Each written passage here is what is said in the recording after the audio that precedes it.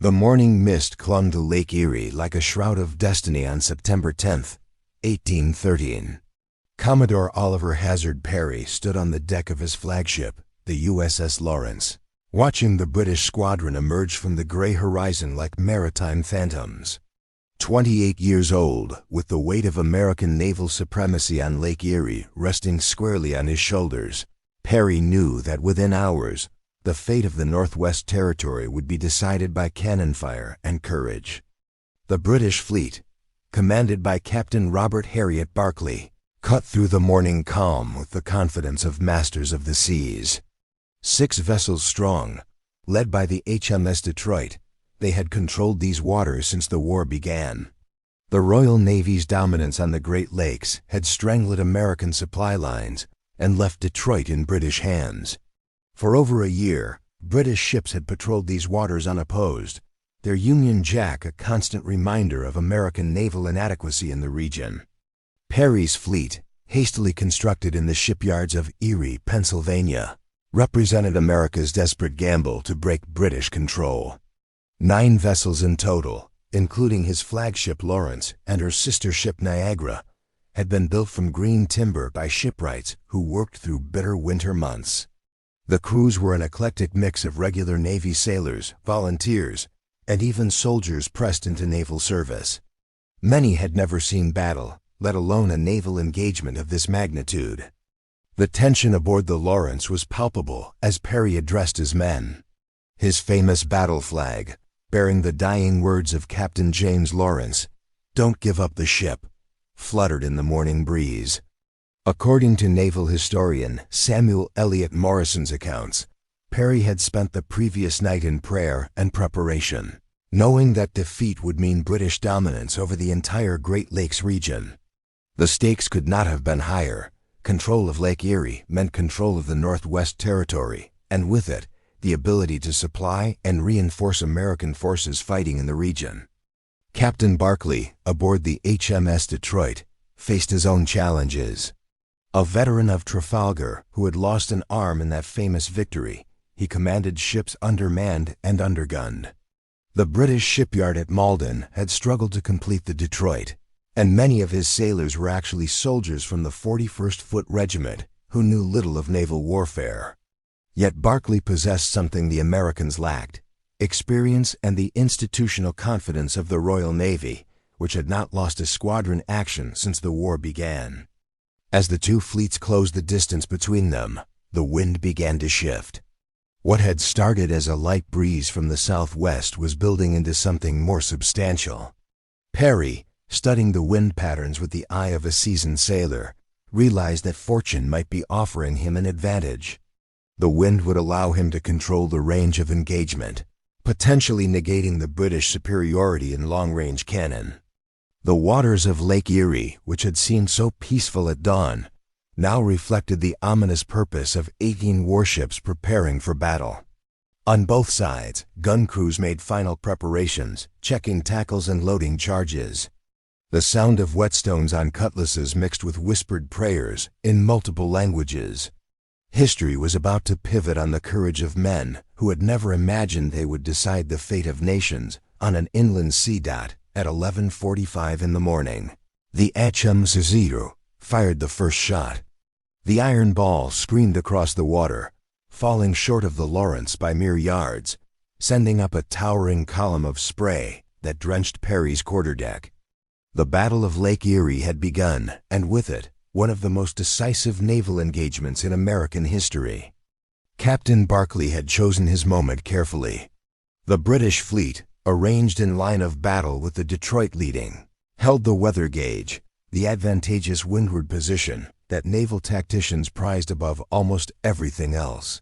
His strategy was classical Royal Navy doctrine: use superior seamanship and gunnery to defeat the Americans before they could bring their heavier but inexperienced fleet to bear. The Queen Charlotte, commanded by Captain Robert Finnis, fell in behind the Detroit, followed by the Lady Prevost and the smaller vessels. Perry's response defied conventional naval wisdom. Rather than maintain his fleet in the traditional line of battle, he ordered his ships to close the distance rapidly, seeking to bring the engagement to close quarters where American numerical superiority could tell.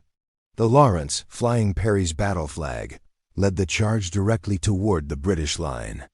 Behind her, the Niagara under Master Commandant Jesse Elliott maintained position, while the smaller American vessels, the Caledonia, Ariel, Scorpion, Somers, Porcupine, Tigress, and Trip, maneuvered to support the flagship.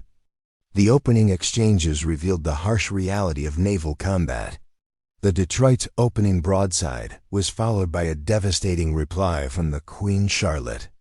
As reported in the Buffalo Gazette's account published days later, the British gunnery was initially superior, with shots finding their mark on American hulls with alarming frequency. The Lawrence bore the brunt of this punishment, her oak timbers splintering under the impact of 18 and 24-pound shot. For the first hour of battle, the engagement seemed to follow British expectations. The Detroit and Queen Charlotte, working in concert, concentrated their fire on Perry's flagship while the American fleet struggled to close the gap. The Lawrence's gun crews, many firing their first shots in anger, initially struggled with the reload cycle that separated professionals from amateurs. Several American shots fell embarrassingly short, splashing harmlessly into the lake's choppy waters. But Perry had not spent months training his crews for nothing. As the Lawrence closed to effective range, her carronades, short-barreled guns designed for close-quarters devastation, began to speak with authority. The Detroit, magnificent as she was, had been built with green timber and manned by inexperienced soldiers. When American shot began finding its mark, the British flagship's structural weaknesses became apparent. The human cost mounted rapidly on both sides. On the Lawrence, Sailing Master William Taylor fell to a British shot, his blood staining the deck where Perry stood. The ship's surgeon, Usher Parsons, worked frantically in the cockpit below, his operating table a scene of controlled chaos as wounded sailors were carried below in increasing numbers. The stench of gunpowder mixed with blood created an atmosphere that tested even experienced sailors' resolve. Captain Barclay himself was wounded early in the engagement when an American shot sent splinters flying across the Detroit's quarterdeck. Despite bleeding heavily from multiple wounds, the one-armed veteran remained at his post, directing the battle with the cool professionalism that had made the Royal Navy master of the seas. His example inspired his mixed crew of sailors and soldiers, who maintained their rate of fire despite growing casualties. As noon approached, the battle's intensity reached fever pitch. The Lawrence and Detroit, now within pistol shot of each other, exchanged broadsides that shook both vessels to their keels. The American flagship's mizzen-mast crashed to the deck, her rigging a tangle of rope and canvas. Yet Perry remained on his quarterdeck, his battle flag still flying, refusing to yield despite odds that seemed increasingly desperate. The afternoon sun bore down mercilessly on Lake Erie as the battle entered its most critical phase. By 1 o'clock, the USS Lawrence had been transformed from a proud warship into a floating wreck. Her hull was riddled with shot holes, her deck slippery with blood, and her crew decimated. Of the Lawrence's complement of 103 men, 83 lay dead or wounded. The ship's guns had been systematically dismounted by British fire, leaving only one cannon still capable of action. Perry surveyed the carnage around him with the calculating eye of a commander who refused to accept defeat. His flagship was dying beneath his feet, but the battle was far from over. The Niagara, commanded by Master Commandant Jesse Elliott, remained relatively unengaged, having maintained her position in the American line's rear. Whether this was due to tactical caution, cowardice, or misunderstood orders would be debated for decades, but Perry saw in the intact Niagara his chance for victory. The Commodore's decision to abandon his flagship marked one of the war's most dramatic moments. Gathering his battle flag and a handful of loyal sailors, Perry launched a small boat into the chaos of battle. As documented in the Naval Chronicle's subsequent account, the British concentrated their fire on the small craft as it made its perilous journey across the blood-stained waters. Musket balls and grape shot churned the water on the boat, But Perry reached the Niagara unharmed, his battle flag clutched in his bloodied hands. Meanwhile, aboard the HMS Detroit, Captain Barclay was fighting his own battle against overwhelming odds. The British commander had been wounded multiple times, his remaining arm nearly useless from a splinter wound. Yet he continued to direct the battle from his quarterdeck, knowing that victory was within his grasp if he could maintain pressure on the American fleet. The Detroit's crew, a mixture of Royal Navy veterans and soldiers from the 41st Regiment, had performed magnificently despite their inexperience with naval warfare.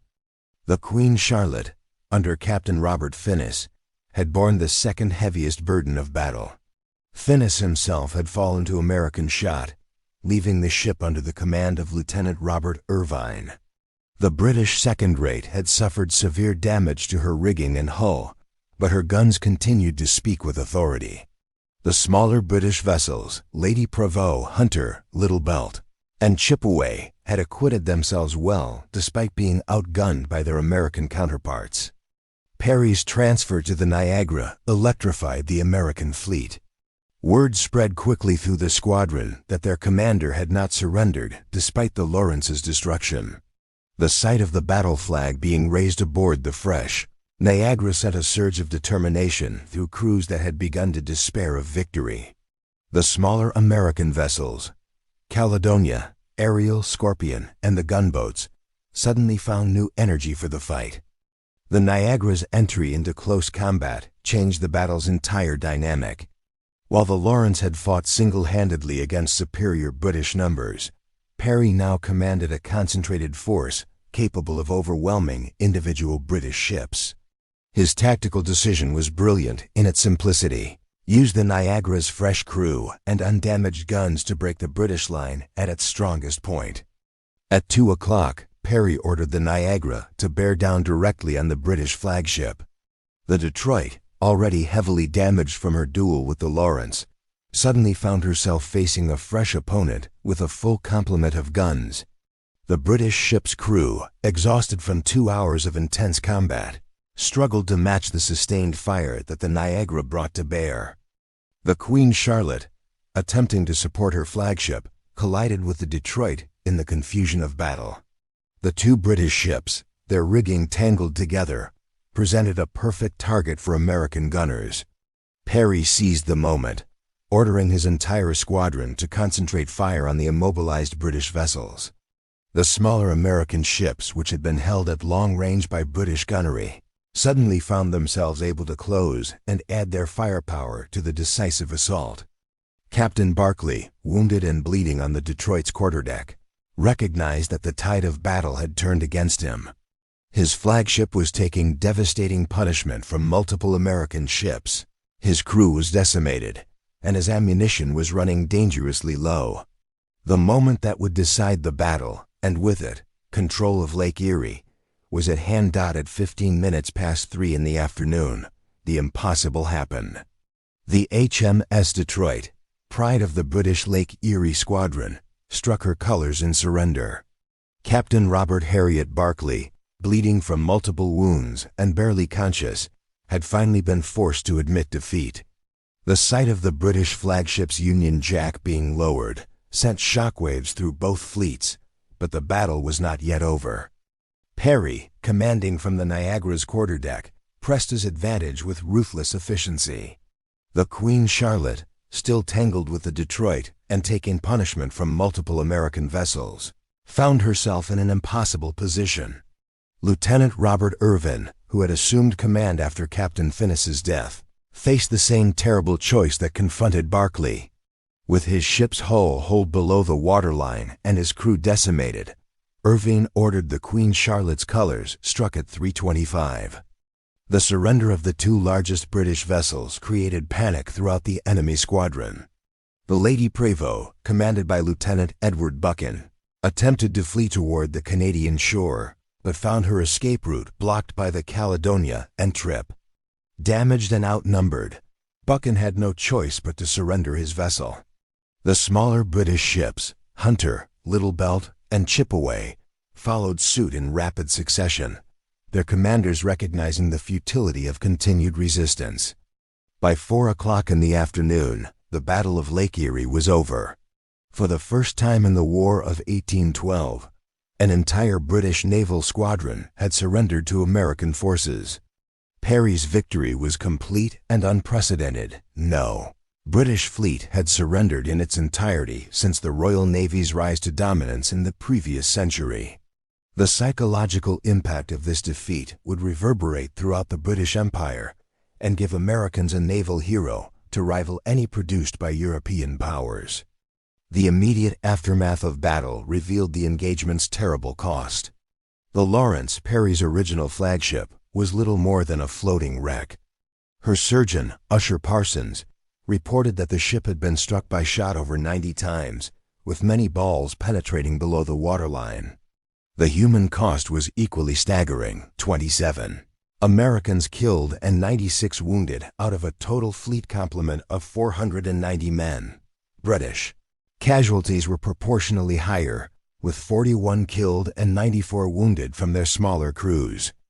Captain Barclay's wounds were so severe that his survival remained in doubt for several days. The British commander had lost his remaining good arm to American shot and suffered multiple other injuries. His courage under fire earned him the respect of his captors, with Perry himself ensuring that Barclay received the best possible medical care. According to the Pennsylvania Gazette's account published in October 1813, Perry visited the wounded British commander daily during his recovery. The strategic implications of Perry's victory became apparent immediately. British General Henry Proctor, commanding land forces in the Detroit region, found himself cut off from his supply base and reinforcements. Without control of Lake Erie, the British position in the Northwest Territory became untenable. Within weeks, Proctor would be forced to abandon Detroit and begin the retreat that would culminate in his defeat at the Battle of the Thames.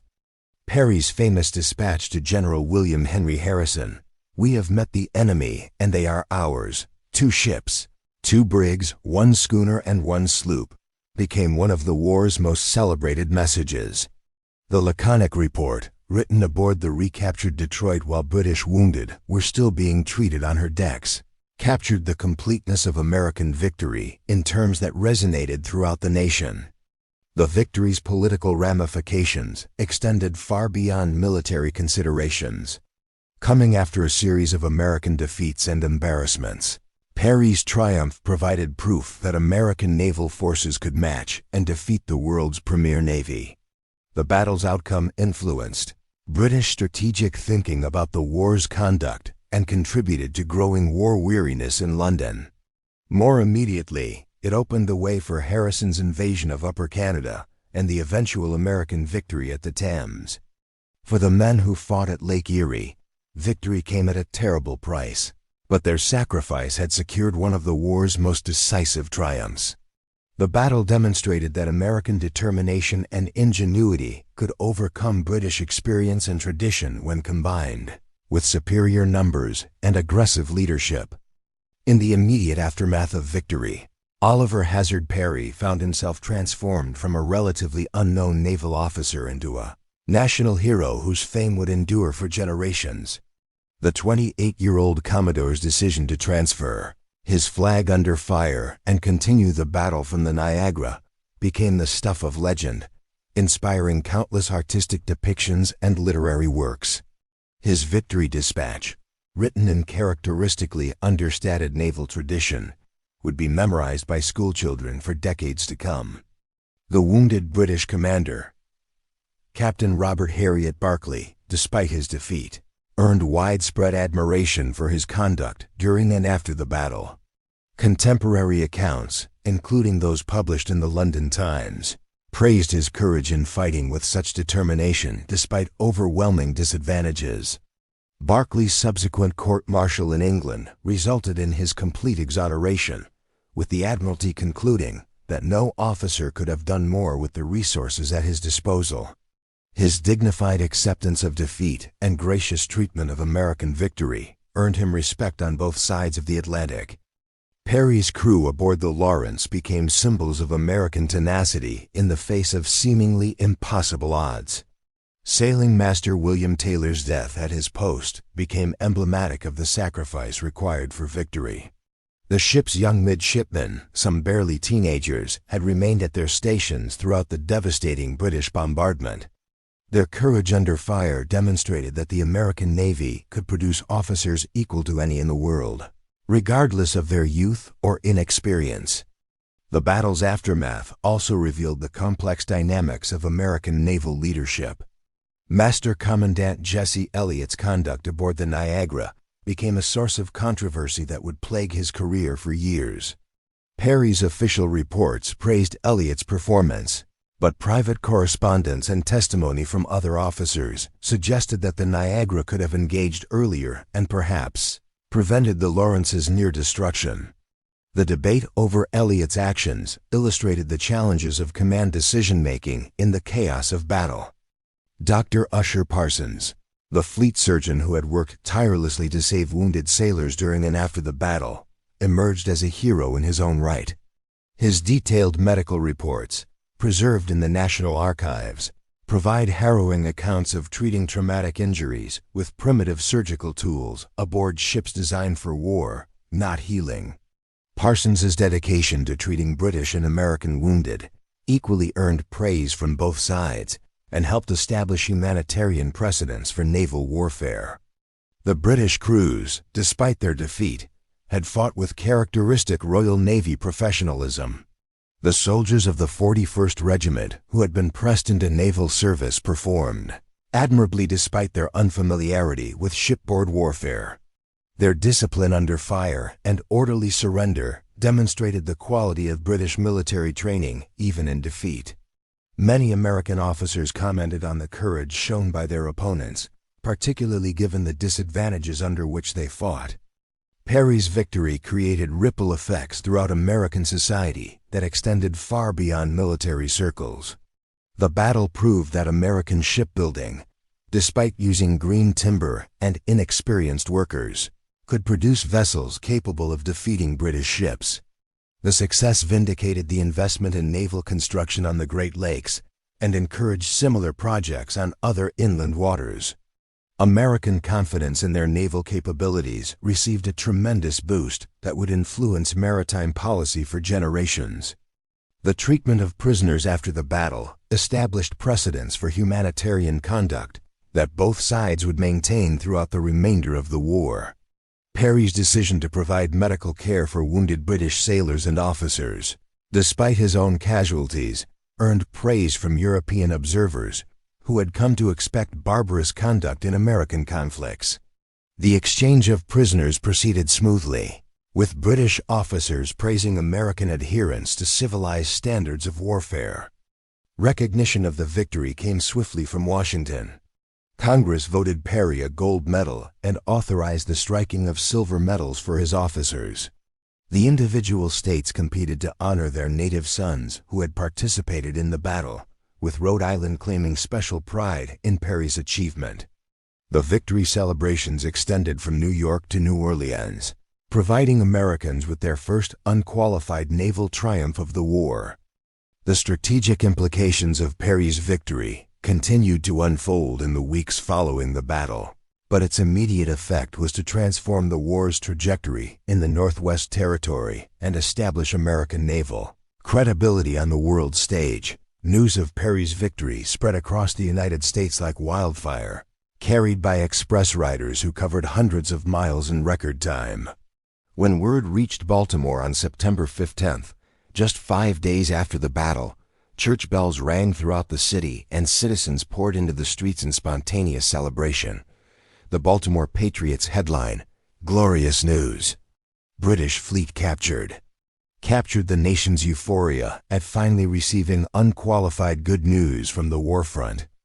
President James Madison, beleaguered by military defeats and political opposition, received Perry's dispatch with profound relief. The victory came at a crucial moment when American morale had reached its lowest point of the war. The burning of Washington was still fresh in memory, and British forces seemed ascendant on every front. Perry's triumph provided proof that American arms could prevail against the world's foremost military power when properly led and equipped. The victory's impact on military strategy became apparent immediately. General William Henry Harrison, commanding American forces in the Northwest Territory, had been trapped on the defensive by British control of Lake Erie. Perry's success opened the door for offensive operations that would culminate in the invasion of Upper Canada and the decisive Battle of the Thames. Within weeks of the naval engagement, Harrison was ferrying troops across Lake Erie aboard the captured British vessels. British General Henry Proctor found himself in an impossible position following Perry's victory. Cut off from supplies and reinforcements, with his naval support destroyed, Proctor had no choice but to abandon Detroit and begin a fighting retreat eastward. His Indian allies, led by the legendary Tecumseh, reluctantly agreed to the withdrawal despite their preference for defending their homeland. The retreat would ultimately lead to disaster at the Thames River, where Tecumseh would die and British influence among the Northwest tribes would collapse. The psychological impact of the victory extended far beyond North America. In London, news of the fleet's surrender shocked the Admiralty and forced a fundamental reassessment of British naval strategy. For the first time since the wars against revolutionary France began, an entire Royal Navy squadron had surrendered to enemy forces. The Times of London struggled to explain how such a defeat could have occurred, eventually settling on the narrative that superior American numbers had overwhelmed British skill and courage. European observers took careful note of the battle's implications for future warfare. French naval theorists, still smarting from Trafalgar, found vindication in the proof that British naval supremacy was not absolute. Russian and Prussian military analysts studied Perry's tactics, particularly his decision to abandon his flagship and continue the battle from a fresh vessel. The concept of flexible command in naval warfare gained new respectability among continental powers. American shipbuilding received tremendous validation from the victory. The vessels constructed hastily in Erie, Pennsylvania, from green timber, had proven capable of defeating British ships built in established naval yards with seasoned materials. This success encouraged investment in American naval construction and helped establish the foundation for the nation's future maritime power. Orders for new warships flooded shipyards from Maine to Georgia. The battle's heroes found themselves celebrated throughout American society. Perry's portrait appeared in countless homes, and his name graced everything from taverns to newborn children. The Commodore's youth and dramatic conduct during the battle made him an ideal romantic figure for a young nation seeking military heroes to rival those of European powers. His modest demeanor and professional competence enhanced his appeal across partisan lines. Religious leaders across the denominations found spiritual meaning in the victory. Sermons preached in churches from New Hampshire to Georgia interpreted Perry's triumph as evidence of divine favor for the American cause. The fact that the battle occurred on a Sunday added religious significance for many believers who saw parallels between American struggles and biblical narratives of triumph over seemingly impossible odds. The economic implications of controlling Lake Erie became apparent as trade resumed between American ports on the Great Lakes. Merchants who had been cut off from markets in the Northwest Territory suddenly found new opportunities for profit. The capture of British vessels provided the American Navy with experienced crews who could share their knowledge of Great Lakes navigation and weather patterns. International recognition of American naval capabilities grew substantially following Perry's victory, setting the stage for diplomatic successes that would help end the war on favorable terms. The Battle of Lake Erie's strategic consequences rippled outward like concentric circles on still water, fundamentally altering the trajectory of the War of 1812 and reshaping the balance of power in North America. Within days of Perry's victory, the war's entire character began to change as both sides adjusted their strategies to account for American control of the Great Lakes' most critical waterway. General William Henry Harrison, who had spent months in defensive positions along the Lake Erie shore, immediately began planning offensive operations against British positions in Upper Canada. The captured British fleet became Harrison's transport service, carrying American troops and supplies across waters that had previously been a British highway. On September 27th, just 17 days after the naval battle, Harrison began ferrying his army across Lake Erie, using the very ships that had recently threatened American positions. The psychological impact on British and American forces was immediate and profound. British troops under General Henry Proctor, already demoralized by supply shortages and isolation, found their situation had become untenable overnight. The loss of naval support meant that reinforcements, ammunition, and provisions could no longer reach British positions in the Detroit region. Proctor's correspondence with his superiors, preserved in British military archives, reveals growing desperation as he realized his forces were effectively cut off from their supply base. Tecumseh, the great Shawnee leader who had allied with the British in hopes of creating an independent Indian confederation, recognized that Perry's victory had doomed his people's aspirations.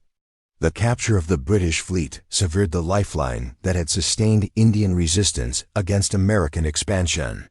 According to accounts preserved in the Draper manuscript collection, Tecumseh reluctantly agreed to retreat with Proctor's forces, though he privately expressed doubts about British commitment to their Indian allies.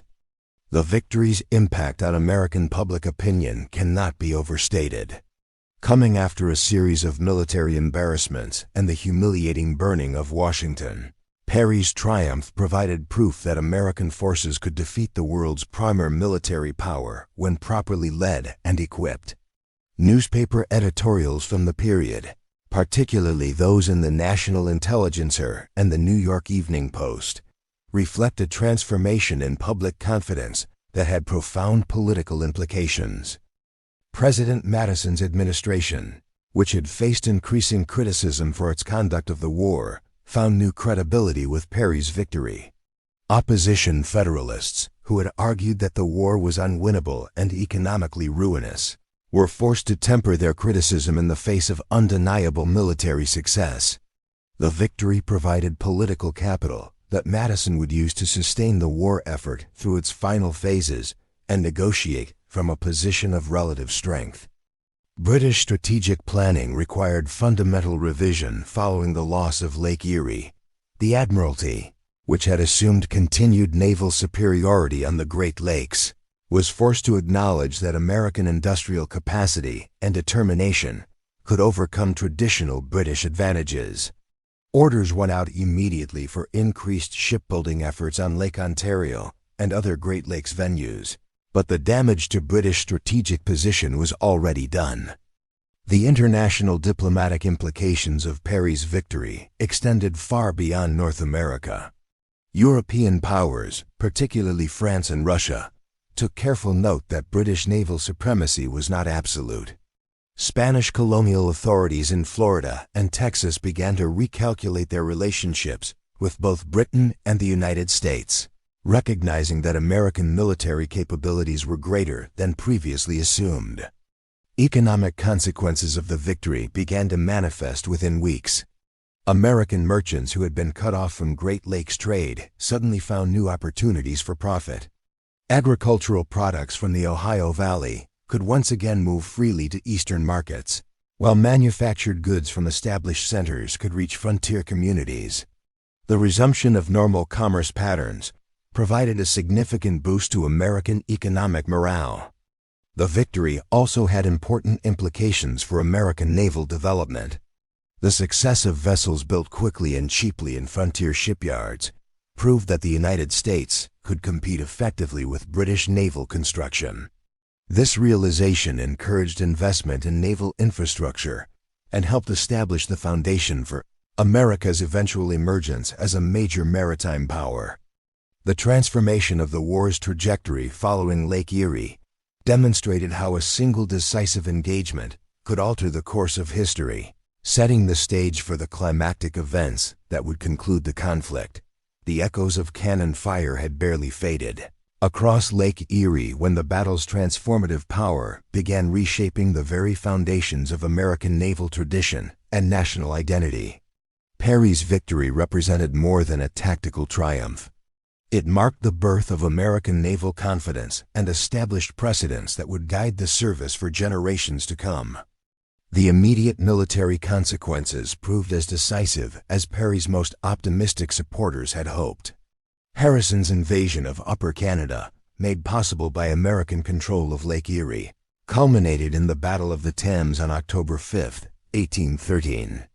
There, British General Proctor's retreating forces were decisively defeated. Tecumseh was killed, and British influence among northwestern Indian tribes collapsed permanently. The victory at Lake Erie had enabled the strategic success that secured American control of the Northwest Territory. Perry himself became the embodiment of American naval heroism, his story repeated in countless venues from parlors to naval academies. His decision to transfer his flag under fire became a standard example of aggressive leadership taught to midshipmen for decades. The Naval War College, when established later in the century, would use Perry's tactics as a case study in seizing initiative from a defeated position. His famous battle flag, with its inscription, "Don't give up the ship," became one of the Navy's most revered relics. The captured British vessels served American interests long after their surrender. The HMS Detroit was commissioned into the United States Navy and renamed USS Detroit, serving on the Great Lakes for several years. Her former adversary, the battered USS Lawrence, was rebuilt and continued active service until 1825. The practical value of these ships extended beyond their military utility. They provided American sailors with examples of British naval architecture and construction techniques. Captain Robert Harriet Barclay's reputation survived his defeat and eventual court-martial with honor intact. The Admiralty's investigation concluded that no officer could have achieved better results with the resources at Barclay's disposal. His courage and professional conduct during the battle earned respect from American officers, while his gracious acceptance of defeat enhanced his standing among his own countrymen.